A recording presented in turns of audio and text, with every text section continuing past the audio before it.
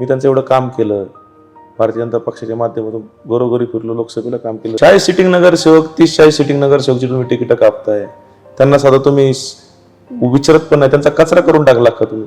त्यांनी काय करायचं सांगायचं त्यांच्या कुटुंबियांना, सांगा मला. आज मी काय सांगितलं असतं?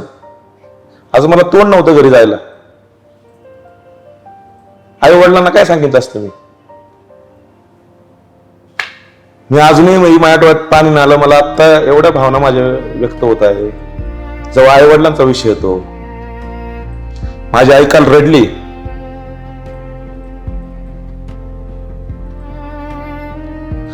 तन मन धरून लावून मी काम केलं गेले 11 वर्ष. तिथं पुणे शहराचं जे नेतृत्व, ज्यांना भारतीय जनता पक्षाचे सर्व निर्णय घेण्याचे अधिकार दिले, ते जे कोण 2-3-4 लोक जे आहेत, त्यांनी मला संपवण्याचा घात केला. म्हणजे तुमचं आणि मोळ यांचं एका पक्षात असून बोलणं नाहीये ते खासदार झाल्यापासून? नाही ना, ते मला रिस्पॉन्स देत नव्हते. चंद्रकांत दादांची नाराजी असण्याचा संबंधच नाही, कारण माझा प्रश्न त्या दिवशी मिटला होता. कार्यकर्त्याला किंमत राहिली नाही, आमचं काही तुमच्या वाचून अडत नाही. पण आज या लोकांना त्याचा अहंकार आलाय. काहीतरी तर आमची समाजामध्ये किंमत आहे ना, काहीतरी तर लायकी आहे ना, तेवढी तरी ठेवा ना. त्या 1.5 तासामध्ये जर मला दादांनी माझ्याशी संपर्क केला नसता तर माझं राजकीय जीवन संपलं असतं. 16 तारखेला दाखवणार आहे की या महाराष्ट्रामध्ये क्रमांक 1चं मतदान मी घेणार आहे, माझ्या पॅनलचे सगळे उमेदवार घेणार. जगातला सर्वात मोठा पक्ष, ज्याला महाशक्ती म्हटलं जातं, अशा पक्षानं जेव्हा महानगरपालिकांच्या निवडणुकीसाठी AB फॉर्मचं वाटप सुरू केलं, त्यावेळेस राज्यात एकच गोंधळ पाहायला मिळाला, अनागोंदी पाहायला मिळाली, अनेकांची रडारड झाली. मात्र या सगळ्या रडारडीमध्ये आणि या सगळ्या गोंधळामध्ये एक नाव असं होतं की जे रडलं नाही तर त्यांनी लढण्याचा निर्णय घेतला. आपल्यासोबत यावेळेस आहेत पुणे महानगरपालिकेसाठी इच्छुक असलेले, जे भाजपकडनं इच्छुक होते, मात्र त्यांना आता राष्ट्रवादीनं तिकीट दिलेलं आहे, अधिकृत तिकीट दिलेलं आहे, AB फॉर्म दिलेला आहे, ते अमोल बालवडकर. तुमचं स्वागत आहे थोडक्यातमध्ये. नमस्ते वरपुजी. तर पहिला प्रश्न तर अर्थात हा आहे की भाजप तुमच्यासोबत असं काही करेल असं तुम्हाला कधी स्वप्नात वाटलं होतं का? नाही, अजिबात नव्हतं वाटलं. मग याची सुरुवात नेमकी कशी झाली आणि कुठून झाली? सुरुवात काय, एकदम काठावरती मला आणून सोडलं शेवटच्या क्षणी. तुम्हाला एवढं गाफील, तुम्ही कसे काय एवढे गाफील राहिले? की म्हणजे राजकारणात हे नेहमी होतं की जो इच्छुक असतो त्याला गाफील ठेवलं जातं, आणि जो गाफील राहतो त्याला पण माहीत असतं की आपण गाफील नाही राहिलं पाहिजे, आपण काहीतरी एक पर्याय तयार ठेवला पाहिजे. कसं आहे, आता आपण मोठ्या नेत्यांकडनं अशी अपेक्षा ठेवू शकत नाही, कारण जर मोठे नेते आपल्याला एवढे शब्द देतात तर आपलं ठीक, आपल्या नेतृत्वावरती आपला विश्वास असतो, आणि एखादा विषय संपतो, थांबतो, आणि तेव्हा तो विषय सोडून आपण पुढं प्रवास करत असतो. आणि जेव्हा योग्य वेळ येईल तेव्हा कोण अशा प्रकारे आपला वचपा काढण्याचा प्रयत्न करेल याचं काय, म्हणजे असं कधी मी विचार पण नाही केला की असं कोण वचपा तुम्हाला काढेल. असं वाटतं की याची सगळी बीजं ही सगळी त्या विधानसभेच्या वेळेच्या सगळ्या राड्यामध्ये आहे की जिथं तुम्ही निर्णय घेतला होता चंद्रकांत दादांच्या, म्हणजे चंद्रकांत दादा तिथं असताना तिकीट मागण्याचा डिसिजन घेतला होता? मी फक्त उमेदवारी मागितली होती, मी बाकी काय केलं होतं, मी काय त्यांच्या. पण मी आता सगळे तुमचे बाईट्स पाहतोय, तुमचे इंटरव्ह्यू पाहतोय, त्याच्यात तुम्ही असं सगळीकडे म्हणताय की या सगळ्याच्या पाठीमागे दादा आहेत असं तुमचं म्हणणं आहे. पण दादाच आहेत की आता, म्हणजे बऱ्याच ठिकाणी असं होतंय की एकमेकांवर ढकललं जातंय की बाबा मी नाही केलं, हे दुसऱ्या नेत्यानं केलं कदाचित. म्हणजे इथं चंद्रकांत पाटील आहे, तिथं गणेश बिडकर आहे, तिथं मुरलीधर मोहोळ आहेत पुण्यामध्ये, आणि या लेवलला नाही झालं तर ते देवेंद्रजींवर ढकललं जातं. तर तुमच्या केसमध्ये तुम्ही तर सर्वस्वी चंद्रकांत पाटलांचं नाव घेत आहे, याच्यामध्ये असं वाटत नाही का कुठं की बाकीचे लोकही याच्यात इन्व्हॉल्व असू शकतात वगैरे? कसं आहे, मी भारतीय जनता पक्षामध्ये काम केलंय. माननीय नरेंद्रजी मोदी यांचं काम पाहून मी काम सुरू केलं. 2014ला तेव्हा देवेंद्रजी मुख्यमंत्री होते, त्यांचा आदर्श डोळ्यासमोर ठेवून मी पक्षामध्ये काम चालू केलं, आणि आजपर्यंत इथपर्यंत मी शेवटच्या दिवसापर्यंत सुद्धा काम करत होतो. सर्वप्रथम मी तुम्हाला सांगतो की भारतीय जनता पक्ष मी नाही सोडला, भारतीय जनता पक्षाने मला वाऱ्यावरती सोडलं, आणि अशा क्षणी सोडलं की मी तिथं काहीच करू शकत नाही. वाईट त्याचं वाटतं की त्यांचा असं, ठीक आहे एखादा कार्यकर्ता असतो, मी काय मोठा कार्यकर्ता नाही आहे, हे नेत्यांच्या कम्पॅरिझनमध्ये तर मी बसत पण नाही आहे, मी माजी नगरसेवक आहे.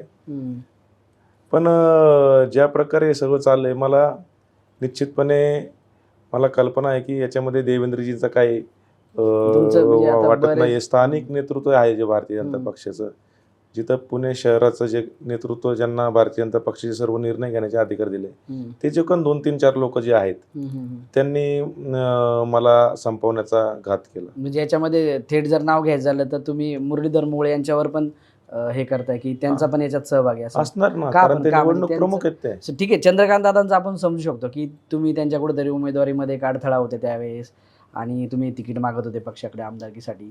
सो याच्यात दुसरी गोष्ट, मोहळांचं नाव घ्यायचं झालं तर तो काय कॉन्टॅक्स्ट आहे नेमका?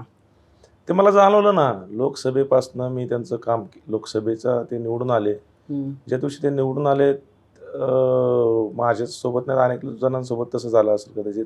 हम्म, मी जवळपास 5,000 ते 6,000 घरी प्रत्यक्ष फिरलो, त्यांचा हम्म. प्रचार केला. इलेक्शन थोडी चालू होती, अवघड पण झाली होती, पण हम्म, भारतीय जनता पक्षाच्या सर्व कार्यकर्त्यांनी खिंड लढवली आणि ते निवडून आले. पण निवडून आल्यापासून त्यांनी साधा थँक्यू मेसेज पण नाही केला, हम्म, का कुठल्या नगरसेवकांना बोलून बाबा धन्यवाद. 100 नगरसेवक पळत होते पुणे महानगरपालिकेमध्ये, इतर युतीचे पण होते, राष्ट्रवादी जे काय असतील ते. साधं आभार पण कोणाचं मानलं नाही त्यांनी. हम्म. ठीक आहे, त्यांच्या मागे व्यस्त टाईम होता, पण त्यानंतर मला त्यांनी एक सुद्धा त्यांचा आजपर्यंत मला स्वतःहून फोन नाही आला. म्हणजे कधी पडलं तुमचं आणि मोहोळ यांचं एका पक्षात असून बोलणं नाहीये ते खासदार झाल्यापासून, ते नाही मंत्री ना, झाल्यापासून? नाही ना, ते मला रिस्पॉन्स देत नव्हते. मी 2-4 वेळा फोन करण्याचा प्रयत्न केला. तुम्ही तरी त्यांनी- तुमच्याकडून हे हो, केलं मी होतं? काहीतरी कामानिमित्त फोन केले ना, माझे फोन पण उचलायचे नाही. आणि आम्ही पण नेत्यांसोबत मग काम तुम्हाला केलंय. एवढ्या म्हणजे तुम्हाला तर मोहोळ तर तसे राज्यमंत्री झाले वगैरे, सो मोहोळांसारखी लोक जर तुम्हाला, पक्षातलेच लोक तुम्हाला रिस्पॉन्स देत नव्हते लोकसभा निवडणूक झाल्यापासून, तर तुम्हाला त्यांच्या नाराजीचा तो अंदाज आला नाही की ही नाराजी आपल्याला तिकीट देताना महागात पडू शकते वगैरे? नाही ना, मी म्हणलं पक्ष वैयक्तिक नाराजी असेल त्यांची माझ्या बाबतीत काय असेल, त्याचं पक्षाच्या संघटनेशी तुम्ही पक्षाचं नुकसान करतील असं मला काय वाटलं नव्हतं. पण नाराजी 2 जणांची होती ना मेजरली, एक तर चंद्रकांत पाटलांची होती, दुसरी आता मला कळतं की मोहोळांची पण नाराजी होती तुमच्यावर. तर जे शहरातले जे 2 मोठे नेते आहेत, जे राज्यामध्ये मोठे नेते आहेत, त्या 2 मोठ्या नेत्यांची तुमच्यावर नाराजी होती आणि त्यात तुम्हाला हो का, चंद्रकांत दादांची नाराजी असण्याचा संबंधच नाही, हम्म, कारण माझा प्रश्न त्या दिवशी मिटला होता. हम्म, हम्म. त्या दिवशी बरं ते जर तो महत्त्वाचं. प्रश्न जर त्या दिवशी मिटलाय 1 वर्षभरापूर्वी, हम्म, तर त्याचा आता नाराजीचा संबंध येतो कुठं? पहिली गोष्ट हम्म, ती. बरोबर. राहिला विषय मुरलीधरांना यांच्या माझ्या बाबतीत नाराजी होते, का नाराजी असेल, मलाही अजून काय कारण कळलं नाही. मी त्यांचं एवढं काम केलं, भारतीय जनता पक्षाच्या माध्यमातून घरोघरी फिरलो, लोकसभेला काम केलं. त्यांना असं वाटलं का तुम्ही कमी पडले त्यांना? त्यांना काय वाटलं ते मला काय माहित नाही, पण मी माझं प्रामाणिक काम केलं, माझ्या भागातल्या जनतेला माहिती, लोकसभेला मी काम केलं. याच्यात आणखीन एक कॉन्टेक्स्ट आहे, तो हा आहे की मुरलीधर मोहोळ आता खासदार झाले, राज्यमंत्री झाले, सो एक भविष्यातील थ्रेट म्हणून तुम्हाला ते पाहत असतील, हे याच्यामागे कारण असू शकतं असं तुम्हाला वाटतं? मी काय एवढा मोठा नेता नाही आहे, माझ्या एवढ्या महत्वाकांक्षा पण नाही आहेत की माझा एवढा मोठ्या, ते मला सिनियर आहे, 10 वर्षांनी मोठे, 10-12 वर्षांनी मोठे आहेत, ते एका मोठ्या पदावर आहेत. पुणे शहराचा खासदार म्हणजे खूप मोठं आहे, केंद्रीय राज्यमंत्री आहे, आणि आज ते या जिल्ह्याचे भारतीय जनता पक्षाचे नेते झाले आहेत. आणि त्यांच्या कंपॅरिझन मी तर माझी नगरसेवक आहे, एक शेवटी नातेवाईकाचे आमचे संबंध आहेत, पण तसं जर मी त्यांच्या जागी जर कोणी दुसरा नेता असेल तर असा विचार करू शकत नाही की कसं काय थ्रेट असेल. म्हणजे भविष्यातले जे चेहरे होते भारतीय जनता पक्षाचे, त्यांना भविष्यातला चेहरा घडवायचा नाहीये त्यांना. कारण काय आलंय, भारतीय जनता पक्ष एकदम सक्षम आहे माननीय देवेंद्रजींच्या नेतृत्वामध्ये आणि माननीय नरेंद्र मोदीच्या नेतृत्वामध्ये. या देशामध्ये, या राज्यामध्ये, या पुणे शहरामध्ये लोक त्यांच्याकडे पाहून मतदान करतात, त्यांचं काम पाहून मतदान करतात, भारतीय जनता पक्षाला मानतात ना, नाही असं नाही. पण आज या लोकांना त्याचा अहंकार आलाय. हे जे स्थानिक नेतृत्व आहे भारतीय जनता पक्ष, मी भारतीय जनता पक्षावरती एकही शब्द बोलत नाही. माझी तक्रार भारतीय जनता पक्षाची, ज्यांच्या ताब्यामध्ये आता हा भारतीय जनता पक्ष पुणे शहरामध्ये, त्यांच्या बाबतीत आहे. त्यांना त्यांचा अहंकार आलेला आहे, त्यांना त्यांची शक्ती, आता काय आलं, विरोधक कोण राहिलेलं नाहीये, मग आपल्याच लोकांची जिरवाजिरवी चालू आहे. म्हणजे तुम्ही एकटे नाही आहेत, तुमचं असं म्हणणं आहे? 30-40 नगरसेवकांची तिकीट कट केली ना तुमच्या. नाही, पण हे सगळे हे नाराज आहेत लोक, हे तुम्हाला ही त्यांची नाराजी माहिती आहे उघडपणे? माहिती आहे ना नाराजी. आज हो का, या लोकांनी मागील 2017 निवडणुका झाल्या, आम्ही नगरसेवक झालो, आज 25 आहे, जवळपास 9 वर्ष चालू आहे. या 9 वर्षामध्ये माणूस, कुठलाही कार्यकर्ता नगरसेवक ज्या दिवशी निवडून येतो दुसऱ्या दिवशी परत पुढच्या निवडणूक डोळ्यासमोर ठेवून काम करतो. बरोबर. म्हणजे 9 वर्ष हे लोक झटले. हम्म. कुठलं एक अपेक्षा काय की बाबा मला परत निवडणूक लढवायची आहे. हम्म. तुम्ही विचार करा, या काळामध्ये त्यांनी कोरोना आला, कोरोना काळामध्ये काम केलं. बरोबर. मधल्या काळामध्ये महाविकास आघाडीचं सरकार होतं, भारतीय जनता पक्ष विरोधी पक्षामध्ये बसला होता. रस्त्यावरती आंदोलन करायला कोण होतं? हेच लोक होते. बरोबर. मधल्या काळात प्रशासन, त्याच्या अगोदर 19शी विधानसभा झाली, चंद्रकांतदादा आले, मेधाताईचं तिकीट कट केलं, तो इतिहास त्याच्यातून मी बोलूनच. लोकसभा झाली, बापट साहेब आले, बापट साहेबांची आज मला प्रचंड आठवण येते. आज ते असं तर कधीच ही वेळ आलीच नसती. परत 2024 ची लोकसभा आली, विधानसभा आली, सगळ्यांचं इन्कमिंग चालू केलं. व्यवसायामध्ये ओव्हर ट्रेडिंग होतं, तसं भारतीय जनता पक्षाने ओव्हर ट्रेडिंग केलं. ठीक आहे, असो, सर्वांना कोण ज्याला यायचे त्याला कोण थांबवू शकत नाही. पक्षामध्ये सगळ्यांचं स्वागत असतं, पक्ष वाढला पाहिजे. जे पक्षाने काय संकुचित राहावं, सीमित राहावं असं काय, प्रत्येक पक्षाने वाढायला अधिकार आहे. पक्ष मोठाही झाला पाहिजे. पण पक्ष जेव्हा मोठा होतो तेव्हा हा पक्ष ज्या कार्यकर्त्यांच्या जीवावरती आहे त्या कार्यकर्त्यांचा असा प्रकारे घात करणं योग्य नाही. आज 30 ते 40 नगरसेवकांची ज्यांची तिकीट कट केलं त्यांना तुम्ही विचारा की तुम्हाला काय प्रकारची वागणूक मिळाली. तुम्ही त्यांना सन्मान पण नाही दिला. साधा ठीक आहे, माझं तिकीट कट केलं असतं, माझं तिकीट कधी कट केलं? 1.5 तास आधी शब्द देऊन. बाकीच्यांना तर काय तुम्ही, म्हणजे त्यांना कोणी बोलवलं पण नाही. कुठल्या भारतीय जनता पक्षाचा कोणता नेता त्यांचं सांत्वन केलंय? मला विचारा तुम्ही त्या कुठल्याही नगरसेवकाला. पण यापेक्षा राहते नगरसेवक आहे ज्यांची तिकीट कट केले त्यांची. का नाही राहणार अपेक्षा? अहो, एक नगरसेवक म्हणजे त्याची काहीतरी तर लायकी असते ना, तो नगरसेवक होतो तेव्हा. ठीक आहे, पक्षाचं त्यांना वाटत नाही सर्व पक्षाचे जीवावे, कमळचं बटन दाबलं असं नाही हो. प्रत्येक कार्यकर्त्याचं तनबंधन लावतो, कुटुंबाला वेळ देत नाही, कुटुंबावरती खर्च करत नाही. लोक राजकारणावरती खर्च करतात, अशी कार्यकर्ते, आजची परिस्थिती अशी आहे. माझी पण अनेक वेळा मी विचार करतो, अरे आपण एखाद्या वेळी बिझनेस क्लासने आपण, मी आजपर्यंत बसलो नाही विमानामध्ये, पण मी इकडे लाखोंचा खर्च करतो. कशासाठी करतो? तेव्हा आपण विचार करत नाही. ज्या गोष्टी आपण स्वतःसाठी करू शकतो, पण केवळ याच्यामध्ये आपण वैयक्तिक असतं किंवा आपलं निवडून यायचं, पण त्या प्रमाणात पक्ष पण वाढवत असतो. बरोबर. तुम्ही एक फेसबुकवर पोस्ट केली आहे, ती मेधा कुलकर्णींना रिप्लाय देऊन केली. मेधा कुलकर्णी म्हटल्या होत्या, कुछ कह गए, कुछ सह गए, कुछ कहते कहते रह गए. तुम्ही त्याला रिप्लाय दिलाय आणि तुम्ही त्यावर टाकलंय की मैं सही तुम गलत के खेल में न जाने कितने रिश्ते ढह गए. तर तुम्ही आत्ता मग सांगितलं की चंद्रकांत दादा ज्यावेळेस पुण्यात आले त्यावेळेस मेधा कुलकर्णींचं तिकीट कापलं, मी त्याच्यावर बोलेन म्हणून. नेमकं काय झालं होतं? नेमकं काय, एक उदाहरण देतो तुम्हाला. थोडं कोणाकोणाला ऐकायला थोडं हार्श तुम्ही वाटेल. बोला, आज तुम्ही बोललं पाहिजे. एखादा चोर चोरी करतो, पहिली चोरी करतो, छोटी चोरी करतो, हिम्मत करतो आणि ती पचवतो. त्याची हिम्मत वाढते, चालतंय. मग तो परत दुसरी चोरी करतो, थोडी मोठी चोरी करतो. मग तो काय करतो, चला छोट्या छोट्या आता दरोडा टाकू. हिम्मत वाढते. कशामुळे वाढते? पहिली पचल्यामुळे. 2019ला जर मेधाताई कुलकर्णींनी जर विरोध करून जर उमेदवारी घेऊन लढले असते ना, तर जो लेसन आज मी देणार आहे ना, तो तेव्हाच त्यांना भेटला असता. अच्छा, तुम्ही आला नसता. पण तुम्ही काहीतरी म्हटलं की त्याच्याबद्दल तुम्हाला त्या वेळेबद्दल काहीतरी सांगायचं होतं की कुठल्या त्या की ते तिकीट कसं कापलं गेलं, काय वगैरे, कुठलं मेधाताईंचं वगैरे नाही काय झालं बघा. नेमकं? भारतीय जनता पक्षाचं कोथरूड विधानसभेच्या त्या आमदार होत्या, माझ्या तेव्हा त्या नेत्या होत्या, त्यांच्या माध्यमातूनच मी भारतीय जनता पक्षामध्ये काम चालू केलं. आणि होत्या ना, तडफदार होत्या, थोड्या रागीट पण होत्या, त्यांना काही काही गोष्टी पटायच्या, पण ते स्पष्ट होत्या. कधी कधी हे असे कलाकार लोक पटत नाही, आयफायवर दिला पाहिजे ज्यांना की मी आता जाऊ द्या. पण काही काही स्पष्ट बोलणारे लोक परवडतात, जे तुम्हाला चिडून बोलतात, ठीक आहे, कळतं. पण काही काही लोक मनामध्ये खूप काही षडयंत्र रचून ठेवतात, चेहऱ्यावरती दाखवत नाही. अशी लोकांपेक्षा त्या बऱ्या, आणि त्यांचं काम चांगलं होतं. पण एक सुरक्षित, तुमच्यासोबत झालं तेच तसं त्यांचं सुरक्षित मतदारसंघ म्हणून या ठिकाणी आम्ही तर शॉकिंग झालो त्यावेळेस. मला वाटतं मुरलीधरांना पण इच्छुक होते, मेधाताई पण इच्छुक होत्या, बरोबर ना.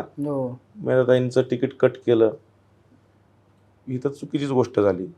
ठीक आहे, पक्षाचा आदेश आला, मी मगाशी काय वापरलं, सन्मान दिला नाही 30-40 नगरसेवकांना. मेधाताईंचं तिकीट जेव्हा रद्द केलं, जेव्हा मेधाताई रडत होत्या ढसाढसा, तेवढा एवढी माझ्यासमोरच्या गोष्टी आहेत, तेव्हा त्यांना एवढ्या चुकीच्या प्रकारची वागणूक देण्यात आली चंद्रकांत दादांकडनं. त्यानंतर तेवढ्या दिवसात त्यांनी निवडणूक काढली. आम्ही सर्व झटलो. त्या निवडणुकीत अमोल वलाडकर एकमेव कार्यकर्ता आहे ज्याने 5,000 लोक गोळा करून सभा लावली होती चंद्रकांतदादासाठी. आणि माझ्या प्रभागाच्याच मताधिक्यावरती चंद्रकांतदादा निवडून आलेले आहेत. तुमचा दावा आहे तसा? माझा दावा आहे, ऑन रेकॉर्ड दावा आहे. म्हणजे त्यावेळेस त्यासोबत कार्यकर्ते पण होते. पण मी सांगतो, माझा सिंहाचा वाटा आहे. कोथरूडला 500 लोक जमा करताना आली यांना सभेला. नितीन गडकरी आले होते, ते फुटेज काढा. मी सांगतो, अमोल वलाडकरची सभा बघा, 5,000 लोक आहे. नितीन गडकरींच्या सभेला एवढ्या मोठ्या नेत्याला 500 लोक त्यांना गोळा करताना आले कोथरूडमध्ये. माझा प्रभाग जवळपास या मतदारसंघाचे 30 ते 40% मतदान आहे माझ्या प्रभागामध्ये. हे सर्व लोकांना आम्ही विनंती केली, पळालो. आणि सांगायचा मुद्दा की त्यांचं तिकीट कट केलं, चंद्रकांतदादा निवडून आले, त्याच्यानंतर त्यांना जी वागणूक दिली का, त्यांचा फोटोज गायब बॅनरवरतून. आता तुम्ही माझे आमदार आहे, त्यांच्या जागेवरही तुम्ही आला, त्यांना त्यांच्या फेसबुकला कुणी कमेंट टाकली ना तरी त्या कार्यकर्त्याला हे कर, त्यांना वाईट टाकलं अक्षरशः. त्या कधी बोलल्या नाही, कदाचित त्यांना विचारा तुम्ही. त्यांना मी पण त्यांना भेटलो नाही. शेवटी दबाव येतो, तर मला पण चुकल्यात काही गोष्टी. मला वाटतं की अरे तेव्हा पण त्या जर लढल्या असते तर कदाचित मी त्यांच्यासोबत असतो. पण त्यांनी माघारी घेतल्यामुळं माझ्यासारखा कार्यकर्ता त्या ठिकाणी पुढे आला नाही. आणि मी तेव्हा लहान होतो, आताच्या पेक्षा जवळपास 2019ला आता किती वर्ष झाले, जवळपास 6 वर्ष झाले. पण मी हे की तुम्ही आता हे तिकीट जे तुम्हाला नाकारलं, त्यामध्ये हे तुम्हाला चंद्रकांत दादांनीच सांगितलं की तिकीट नाकारलंय असं वगैरे? चंद्रकांत दादांनी 1:30 वाजता 1:40 सांगितलं मला. 3 वाजता स्वतःने सांगितलं. 3 वाजता मुदत संपत होती. हो, स्वतःने सांगितलं. 1:30 वाजता सांगितलं तुम्हाला. हो. आणि या सगळ्यामध्ये तुम्हाला अजितदादांच्या राष्ट्रवादीनं लगेच एबी फॉर्म पाठवला. तर हे कसं जुळून आलं की तुमची एकीकडं 1:30 वाजता तिकीट नाकारलं? एक दिवस अगोदर त्यांनी एबी फॉर्म वाटले. माझ्या पॅनलमध्ये माझा प्रमुख चेहरा असताना सुद्धा माझ्या इतर 3 उमेदवारांना एबी फॉर्म वाटले गेले, बंगल्यावरती बोलून चंद्रकांत दादांच्या. माझा एबी फॉर्म वाटला. अरे मला तर पहिला एबी फॉर्म तर नैतिक अधिकार माझा होता आणि माझा एबी फॉर्म ठेवून घेतला. त्यानंतर म्हणजे तुला बघू, सांगतो, उद्या करू, परवा करू, असं सर्व करत असताना 2 दिवस घालवले. दुसरा दिवस सकाळी देतो, संध्याकाळी देतो, करत करत त्यांनी मला म्हणजे थोडं वेळ घालवत, टाइमपास देतोच म्हणायचे, नाही म्हणत नव्हते. पण तुम्हाला असं थोडी तरी शंका नाही जाणवली? शंका मला वाढत गेली, पण विश्वास होता एका बाजूला. आपल्या डोक्यात काय दुसरं नव्हतं. मलाच भेटन नाही म्हणले, तुलाच देणार आहे, तू काळजी करू नको. आणि शेवटी 1:30 वाजता त्यांनी मला, अजूनही मला छातीत धडधड झाली होती की बाबा 1:30 वाजता त्यांनी मला वाऱ्यावरती सोडून दिलं. पण विधानसभेला तर विधानसभेच्या वेळेस तुम्हाला शब्द दिला होता ना की दिला होता मला, म्हणजे काय शब्द दिला होता? महापौर दिला होता? मी काही शब्दासाठी काही इच्छुक, कुठल्याही शब्दासाठी इच्छुक नव्हतो मी. मला विधानसभा प्रामाणिकपणे लढवायची होती, ते काही झालं नाही. आणि मला तेव्हा त्यांनी चुकीची वागणूक देण्याचा प्रयत्न केला. तेव्हा मी म्हणलं की बाबा असं असेल तर मी अपक्ष, चुकीची वागणूक आता हा संपला, तर याला उमेदवारी काय जाहीर होत नाही, हा काय कुठल्या पक्षात जाऊन लढू शकत नाही, कारण इतर पक्षाची दारं सर्व बंद झाली. त्यांना वाटलं आता हा वाऱ्यावरती जाईल. पण मी विचार केला की नाही बाबा, असं होत असेल तर, कारण त्यांनी एबी फॉर्म भरला, त्यांना उमेदवारी जेव्हा फायनल झाली तेव्हा त्यांनी नैतिकतेने माझ्यापाशी सांगायला पाहतो, अमोल माझ्या घरी यायला पाहतो सांत्वन करायला, चल झालं ते झालं, माझी उमेदवारी आता झालेली आहे, तू ये. पण मला विचारलं पण नाही कोणी त्यावेळेस. त्यावेळेस त्यांची उमेदवारी ज्या दिवशी फिक्स झाली तेव्हा मग मला असं वाटलं की आता मला हे जरा साईडलाईन करायला लागलेत. मग मी म्हणलं जाऊ दे, मी अपक्ष उभा राहणार. मग मी माझ्या कार्यकर्त्यांची मिटिंग घेतली संध्याकाळी 6-7 वाजता. सगळे म्हणले चला आपण अपक्ष उभं राहू, चला. तर स्वाभिमानाशी कधी समझोता करायचा नसतो. मी कसं जाऊ त्यांच्याकडे, अरे बाबा मला चुकलं, मी नाही जाऊ शकत. मी नैतिकतेने मागितली होतं, इच्छुक होतो. तुम्हाला उमेदवारी मिळाली. आता समजा आम्ही इच्छुक आहे, नगरसेवक मला मिळालं, मी एबी फॉर्म भरायच्या अगोदर बाकीच्या इच्छुकांच्या घरी जाणार, बाबा नमस्कार, चला मला मिळाले, आपण आता जाऊया. तुमचे ते जुने व्हिडिओ जे बघितले त्याच्यात असं दिसतंय की देवेंद्रजी पण तुमच्यासोबत बोलले होते. हो, देवेंद्रजी बोलले. देवेंद्रजी रात्री फोन केला तेव्हा तर मी त्या माघार घेतली. मग भाजपमध्ये तर असं म्हणतात की देवेंद्रजींचा शब्द म्हणजे शब्द. ते आता जर स्वतः देवेंद्रजींनी त्यावेळेस तुम्हाला, मला देवेंद्रजी बाबत तक्रारच नाहीये. मला 100% माहिती आहे की बाबा पुणे शहराच्या स्थानिक नेत्यांनीच माझ्या उमेदवारीला विरोध केलेला आहे, हम्म. याची पूर्ण कल्पना पण मला आता आहे. या सगळ्या प्रकरणानंतर ना तुम्ही त्यांच्यासाठी तर तुमचा काहीतरी मेसेज असेल ना देवेंद्रजींसाठी, की ह्या एवढ्या लेवलला जर विधानसभेला एवढा ड्रामा होतो, देवेंद्रजी स्वतः तुम्हाला फोन करतात, त्यांच्या शब्दामुळे तुम्ही थांबता आणि हा सगळा राडा झाल्यानंतर ना तुमचे त्यांच्यासाठी काहीच मेसेज नाही आहेत, फक्त पुण्यातल्या नेत्यांना टार्गेट करण्याशिवाय. देवेंद्रजींच्या बाबतीत तर मला फक्त दुःख वाटू शकतं, हम्म. कारण ते माझे नेते आहेत. हम्म. बघा, आपण जी एखाद्यावरती श्रद्धा असते ना, हम्म. आपले समजा आई वडील पण असतात किंवा आपली त्यांच्यावर हम्म. श्रद्धा असते, बरोबर. तेव्हा त्यांनी काही आपल्याबद्दल केलं तर आपण फक्त वाईट वाटतं, आपल्याला अपेक्षा लक्ष आपल्या नाही दिलं असं. लक्ष नाही दिलं असं होतं. हम्म. मग तीच भावना आहे तुम्हाला माझी. ते मला वाईट वाटतं वाटतं. ठीक आहे, मी त्यांना एक मेसेज पण केलाय, मला जे काय लिहायचं ते त्यांना. हम्म. ठीक आहे, बाकी काय अच्छा, मेसेज केलाय त्यांना तुम्ही? हा केलंय. Okay okay. तुमच्या आई वडिलांना पण काहीतरी शब्द देण्यात आला होता असं मी आणि ऐकलं. आई वडिलांना काही शब्द नाही दिला. ते हम्म. चंद्रकांत जेव्हा घरी आले तेव्हा आई वडील वगैरे होते, बघतात आता वा चला चला चांगलं झालं सगळं, हम्म. काय अडचण नाही आता याला, हम्म. चला परत एकत्र काम करत. त्यांना काय वाटतं, त्यांना वाटतं की पॅनिक सिच्युएशन नको, हम्म. संघर्ष नको. कुठल्या आई वडिलांना वाटतं की बरोबर. आपल्या पोरांनी संघर्ष करावा? हम्म. काम करून कशाला संघर्ष करायचा? काम वाद पण नको, करा, वाद नको म्हणजे. संघर्ष पण करा, वाद करा. कोणाला वाटतं? ते प्रत्येकाला पण वाटतं स्वतःच्या पक्षासोबत, हा स्वतःच्या पक्षामध्ये वाद नको त्यातही. स्वतःच्या नेत्यांसोबत स्वतःच्या पक्ष कशाला वाद पाहिजे? हम्म. मग आता पण सगळं याचं जे काही विधानसभा निवडणुकीपासून आतापर्यंत जर बघितलं तर तुम्ही ती भूमिका घेतली होती की स्वतःच्या पक्षामध्ये संघर्ष नको, स्वतःच्या नेत्यांसोबत वाद नको, पण अल्टिमेटली ते परत तुमच्या वाट्याला आलंच की तुम्हाला ते आलंच. करावंच लागलं. आलंच. कारण का जेव्हा आपल्याला राजकारणात जिवंत राहायचं असतं, हम्म. तेव्हा काही अपरिहार्य निर्णय हे घ्यावे लागतात. देवेंद्रजींचे शब्द आहेत का? काय आपण पहिलं जर आपण राजकीय हत्याच माझी होत होती, 1.5 हा, तासाने हो. जर मी राजकीय माझं जीवन संपलं असतं राजकारणातलं, हम्म. तर मी काय केलं असतं आज? मला कोणी विचारलं असतं? हम्म. आणि आज देवाची कृपा आहे, केलेली पुण्याई आहे माझी, जी काही मी गोरगरिबांची सेवा केली, आई वडिलांची जी पुण्य आहे माझी, ती राहून मला अजितदादांचा फोन आला हम्म. आणि तिथं सगळं चक्र फिरली. दादांचा फोन आला स्वतः? हो, दादांनी फोन केला. अजितदादांबद्दल म्हणजे तुम्ही डायरेक्ट इकडनं भाजपमधनं राष्ट्रवादीमध्ये अजित पवार गटात गेलात. दादांसोबतचे तुमचे संबंध कसे होते, किंवा काही कॉन्टॅक्ट होतं का, किंवा नसेल तर त्यांच्याबद्दल तुमची भावना काय होती साधारणतः? हा का, तुम्हाला सांगतो, मी त्या 1.5 तासामध्ये जर मला दादांनी माझ्याशी संपर्क केला नसता तर माझं राजकीय जीवन संपलं असतं. मला राजकीय पुनर्जीवन मिळाले माननीय अजितदादांमुळं. कारण मला या भाजपच्या नेत्यांनी स्थानिक संपवायचाच डाव आखला होता. त्यामुळे मी माननीय अजितदादांचे मनापासून आभारी आहे, कारण त्यांनी माझा राजकीय जीवनामध्ये माझा पुनर्जन्म केलेला आहे. त्यामुळे राष्ट्रवादी काँग्रेस पक्षासाठी मी झटणार. राष्ट्रवादी काँग्रेस पक्ष या पुणे शहरामध्ये वाढवण्याचा प्रयत्न करणार.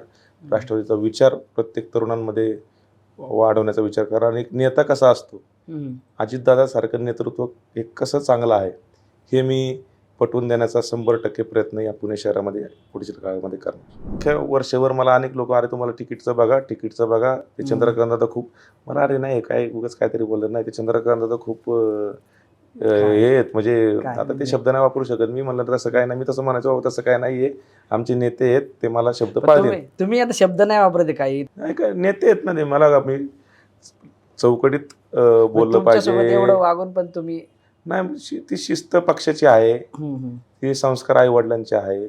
आणि कारण जनता पाहत असते, आपला आदर्श बाकीचे कार्यकर्ते पण बघत असतात. आपण चुकीचं वागलो, कारण ही लढाई नेता विरुद्ध कार्यकर्ता आहे, तुम्ही लक्षात घ्या. आणि ही लढाई एक एक्झाम्पल होणार आहे महाराष्ट्रामध्ये. कुठल्याही पक्षाचं बोलतोय, कुठल्याही पक्षाच्या नेत्याने, एखाद्या मोठ्या नेत्याने एखाद्या कार्यकर्त्यासोबत असं वर्तन केलं नाही पाहिजे, हे मला एक्झाम्पल द्यायचंय. त्यामुळे हे एक्झाम्पल देत असताना मी कसा वागलो, मी कसा बोललो, हे प्रत्येक जण नीट पाहतंय, नीट ऐकतंय. त्यामुळे माझे शब्द हे तोलून मापूनच पाहिजे. मी त्या पक्षामध्ये पूर्वी काम केलेलं आहे आणि आज मी त्या पक्षात जरी नसलो तरी त्या पक्षाबद्दल मला प्रचंड प्रेम आहे. हिंदुत्वाचा झेंडा घेऊन राष्ट्रीय स्वयंसेवक संघाचा शाखेतला मी कार्यकर्ता आहे. नरेंद्रजी मोदी यांचं काम पाहून, देवेंद्रजी यांचं काम पाहून मी भारतीय जनता पक्षामध्ये काम केले, झोकून काम केले. पक्ष सदस्य नोंदणी होती 2014ला. मेधाताई म्हणल्या, अमोल तू पक्षात आलाय, किती सदस्य करशील, चल सांग. मी म्हणलो काय ताई सांगा तुम्ही किती, कोण मग 1000, 2000, 3000. मी म्हणलं अरे आपली क्षमता जास्त आहे, आपल्याला तर जास्त एनर्जी होती, म्हणलं ताई सांगा तुम्ही किती करतो. चल 50,000 करतो का. म्हणलं करतो. मला माहीत पण नव्हतं की कशी प्रक्रिया करायची. तो मोबाईल नंबर, त्याच्यावर तो OTP येणार, मग तो नंबर, तो रजिस्ट्रेशन नंबर, मग तो त्याच्यात लिहायचा. आता तरी डिजिटल जास्त वाढले. 2014ला एवढं हे नव्हतं. मी प्रमोशन व्हॅन बनवल्या, माझे कार्यकर्ते 100 एक गोळा केले. जवळपास मी 50,000 सदस्य 2014 साली भारतीय Complete जनता केले. पक्षाचे 50,000. तेव्हा माझा मेधाताईंनी प्रदेशाध्यक्ष दानवे साहेब होते, त्यांचा माझा सत्कार केला. कार्यकर्त्याला काय लागतं, ॲप्रिशिएशन लागतं. बरोबर बरोबर. त्याच्यानंतर माझं कधी ॲप्रिशिएशन नाही झालं. म्हणजे हे सगळं चंद्रकांत दादा आल्यानंतर ॲप्रिशिएशन गायब. नाही सगळं गायब झालं. गायब म्हणजे पक्षातलं स्थान आता पण गायब. तुम्ही ते विचारत म्हणत पण नाही तो चांगलं काम केलं एक शब्दाने. मुरलीधर अण्णा मोहोळसाठी मी एवढं राबलो. त्यांनी काय फक्त एक मेसेज काय होता, थँक्यू, आम्हाला चांगलं काम केलं. एवढं काय मी असं त्यांचं काय. हे पक्षाचं तिकीट तुमचं कापण्यापासून तर तुमचा राष्ट्रवादीतला प्रवास, दादांचा फोन आला म्हणतात. तुमच्यावर असं पण आरोप आहे की तुम्ही राष्ट्रवादीच्या ऑलरेडी संपर्कात होते, असं काय कारण आहे संपर्कात. मग एवढं मी 1:30 वाजेपर्यंत कशाला वाट बघितली असती. हे की जनरली की चंद्रकांत दादांची नाराजी होती, मोहोळांची नाराजी तुम्हाला माहित होतं, तुमच्यासोबत दगा फटका होऊ शकतो. हे बघा, कुठल्याही चाणक्य राजकारणाला हे माहीत असतं. तुम्ही 17 पासून महापालिकेत आहात, नंतर तुम्ही विधानसभेचे तुम्ही आमदारकीचे लेवलचे कॅन्डिडेट होता. तुम्ही एवढे तर गाफील नसणार की डोळे झाकून विश्वास ठेवू शकता. असं काही नव्हतं. मी या ठिकाणी 1:30 वाजता मला जेव्हा सांगितलं की तुझा AB फॉर्म नाही देत, त्या शेवटच्या क्षणाला मी तर ब्लँक झालतो. मला काय करावं ते सुचत नव्हतं. आणि एवढं त्यांनी मला जर सांगितलं की तुला AB फॉर्म देणार तर माझ्या मनात शंकाच नाही ना. मी कशाला काय प्लॅन करू. माझ्या कार्यक्रमाला ते यायचे, माझ्या सभेत ते यायचे. मला देवेंद्रनी शब्द दिला होता. माझ्या मनात शंका यायचं काही कारणच नाही. एकदम प्रचंड वाईट वाटलं असेल ना. काय भावना होत्या नेमक्या ज्यावेळेस नाही म्हटले त्यावेळेस? नाही म्हणजे नाही हा शब्द तुमच्यासाठी अनएक्सपेक्टेड असेल. नेमकं काय वाटलं? काय त्याला शब्दच नाही माझ्याकडे. काय सांगायचं, त्या भावनेला शब्दच नाही. अजूनही शब्द सुचत नाही. अजूनही शब्द त्याला आता हे सगळे शब्द वापरतो ना आपण, जे ऐकतात पहिले, धोका, फसवणूक, षडयंत्र. म्हणजे तुम्हाला वाईट वाटलं, रडायला आलं, यापेक्षा असं वाटलं धोका दिलाय, गद्दारी झाली वगैरे आपल्या? मला उमेदवारी कट करण्याचं माझं दुःख नाही. मला जी ट्रीटमेंट दिली ना, त्याचं मला दुःख आहे. ज्या पद्धतीने डावललं, म्हणजे खोटं बोलून फसवलं, सन्मान दिला नाही. एका फोनवरती सांगतात की तुझं उमेदवारी रद्द आहे 1.5 तास अगोदर फोन करून. ते मे बी असेल, ते पण मी बंडखोरी टाळण्यासाठी. ते पण मी फोन केला. तुमची बंडखोरी टाळण्यासाठी. अरे पण काहीतरी तर असतं ना. एवढं पण हलकं नाही ना आम्ही. काहीतरी तर आमची समाजामध्ये किंमत आहे ना. काहीतरी तर लायकी आहे ना. तेवढी तरी ठेवा ना. कार्यकर्त्याची तेवढी तरी लायकी ठेवा तुम्ही. एवढं जर पक्षाला यश मिळतंय, देवेंद्रजींचं असेल, नरेंद्र मोदींचं काम असेल, आणि त्या यशावरती जर दुसरी चुकीची लोक आभाळाला लाथा मारायला लागली तर काय होणार आहे पुढं. आज तुम्ही रोष बघा किती प्रचंड, किती चुकीचे निर्णय झालेत. कितीतरी लोकांना शब्द देऊन पक्षात घेतलं. कशाला? एक तर त्यांना देताना शब्द तरी देऊ नका, नाही तर पक्षात तरी घेऊ नका. प्रत्येक कार्यकर्ता काम करतो. लोकसभा विधानसभेला कोण नसतं, हेच कार्यकर्ते माझ्यासारखे काम करत असतात ग्राउंडवरती. यांच्याच जेव्हा सर्व निवडणुका होतात विधानसभेच्या, राज्याच्या, लोकसभेच्या, आणि ह्या कार्यकर्त्यांना ही ट्रीटमेंट दिली, हा प्रकार पहिला कधी नव्हता. 40 सिटिंग नगरसेवक, 30-40 सिटिंग नगरसेवकची तुम्ही तिकीटं कापताय. त्यांना साधा तुम्ही विचारत पण नाही, त्यांचा कचरा करून टाकला का तुम्ही. त्यांनी काय घरात सांगायचं त्यांच्या कुटुंबियांना, सांगा मला. आज मी काय सांगितलं असतं? आज मला तोंड नव्हतं घरी जायला. आई वडिलांना काय सांगितलं असतं मी?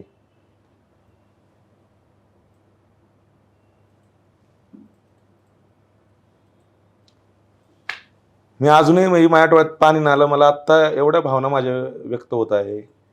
जेव्हा आई वडिलांचा विषय येतो, माझी आई काल रडली.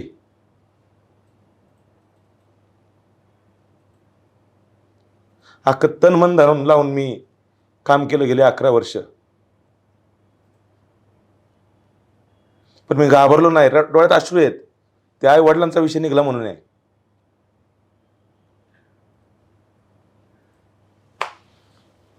पाणी घ्या.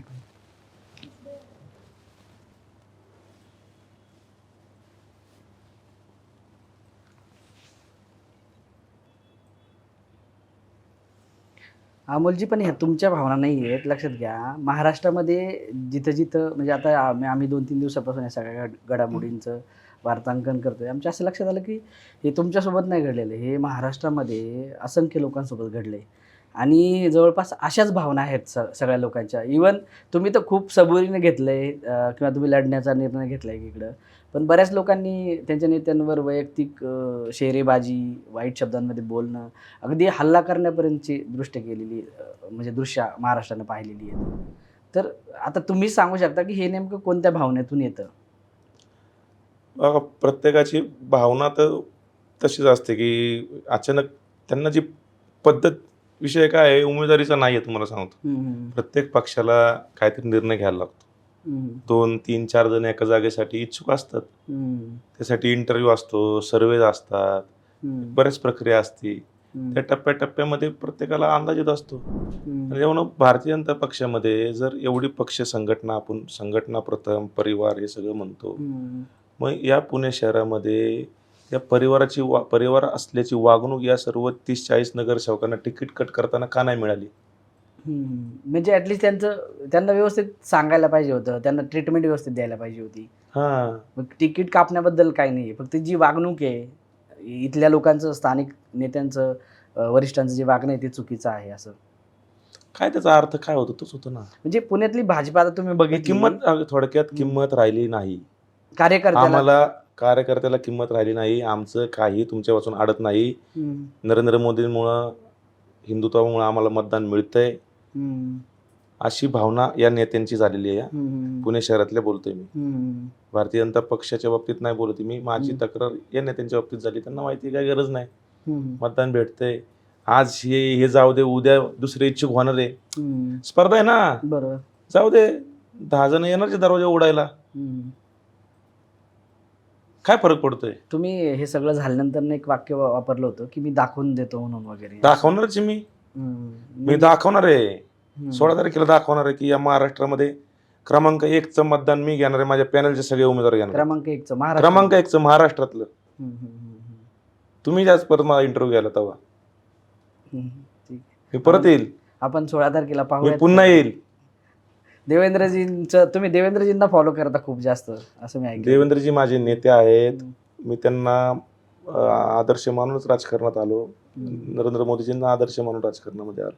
हं, पण मला माहिती आहे, की मला जे काही माझ्या बाबतीत झाले ते माझ्या पुणे शहरातील स्थानिक नेतृत्वाने माझ्यासोबत केलं. हं. आता राष्ट्रवादीमध्ये काय स्थान आहे आपलं? राष्ट्रवादी म्हणजे एक कार्यकर्ता, मला माझं स्थान कार्यकर्ता म्हणूनच आहे. कार्यकर्त्यासारखं दादांनी स्थान आहे काय- ना, हं. या कुठल्याही पक्षामध्ये सगळ्यात एक नंबर स्थान कार्यकर्ता आहे. तुम्हाला दादा सांगतो. काय बोलले मला पहिल्यांदा? नेता व्हायचंच नाही, मला कार्यकर्त्यासारखं हे करायचं. दादा काय बोलले पहिल्यांदा फोन केल्यानंतर किंवा पहिलं बोलणं झालं त्यावेळेस? दादांनी फोनवरती पहिलं सांगितलं, अरे अमोल, तुझं तिकीट कट होते असं मला कळतंय. हं. म्हणलं दादा, कट नाही होते, झाले म्हणलं. मला आत्ताच फोन झाला म्हणलं चंद्रकांत दादाचा. हं, मग काय करायचं? हं, असं काय करायचं म्हणलं माझ्या डोक्यात, तर काय मी शांतच बसलो. आणि पहिली गोष्ट, मी दादांचा स्वतःहून फोन आला हे माझ्यासाठी खरंच खूप नेतेच आहेत. हं, बरोबर. अनेक लोक त्यांना फॉलो करतो, मी पण त्यांना फॉलो करतो.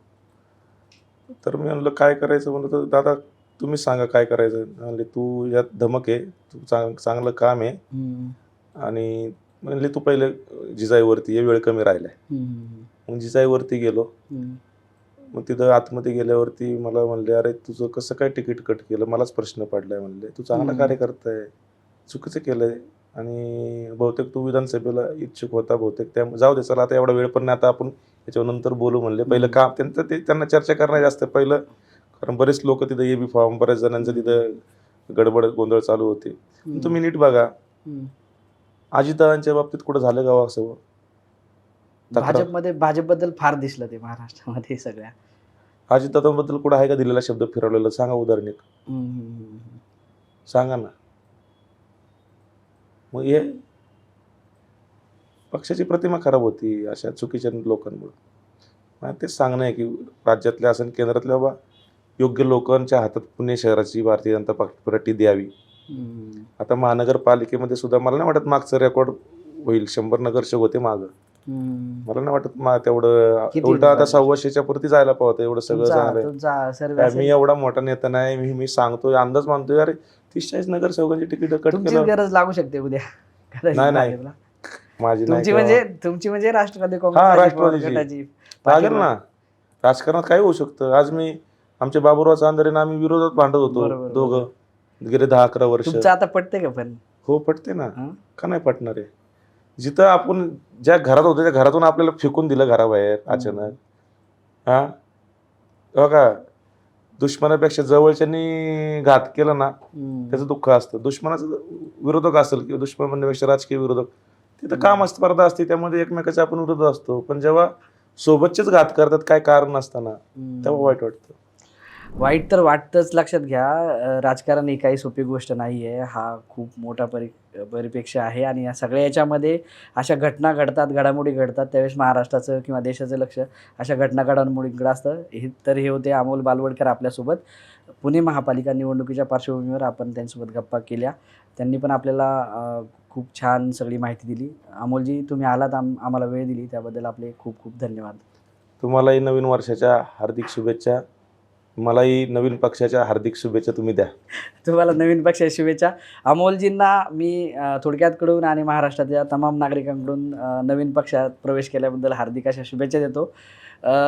येणाऱ्या निवडणुकीत आपण पाहूयात की त्यांचं एक चॅलेंज आहे आपल्याकडे. त्यांनी चॅलेंज घेतलं आहे की मी महाराष्ट्रातली क्रमांक 1ची मतं घेऊन निवडून येतो. तर जाता जाता फक्त ते एक मी रिमाइंड करतो की निकाल ज्यावेळेस लागेल त्यावेळेस सगळ्या महाराष्ट्राचं लक्ष या नोटकडे असेल की अमोलजी किती मतांनी निवडून येतात. Yes. धन्यवाद.